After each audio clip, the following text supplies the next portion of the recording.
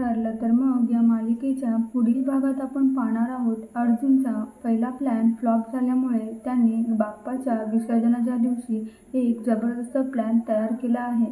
या खेळाचे रूल्स काय आहेत हे आम्ही तुम्हाला सांगतो असं अर्जुन सर्वांना म्हणतो. चैतन्य रूल्स समजावत म्हणतो, या बाटलीचं तोंड ज्या व्यक्तीच्या समोर येईल त्याच्या विरुद्ध बसलेल्या व्यक्तीने समोर बसलेल्या व्यक्तीला ट्रूथ किंवा डेअर द्यायचं.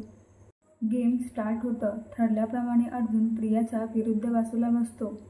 बॉटलचं तोंड प्रियाकडे येतं. अर्जुन प्रियाला डेअर देतच म्हणतो, आता मी जे करेन ते तुला कॉपी करावं लागेल.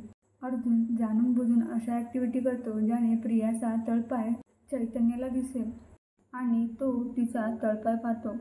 गेम संपल्यावरती अर्जुन चैतन्यजवळ येतो आणि त्याला विचारतो. तो चैतन्याला विचारू लागतो, तुला खात्री आहे ना तिच्या पायावरती कोणताही मार्क नव्हता? चैतन्य म्हणतो, अरे मला 1000% गॅरंटी आहे की तिच्या पायावरती कोणतीही जन्मखून नाही आहे, मी स्वतः बघितलंय. अर्जुन म्हणतो, ग्रेट वर्क चैतन्य. चैतन्य अर्जुनला म्हणतो, अरे अर्जुन, पण आता फक्त मीच पाहिलं तिच्या पायावरती कोणतीही जन्मखून नाही आहे, पण आपण हे सर्वांसमोर कसं सिद्ध करणार आहोत?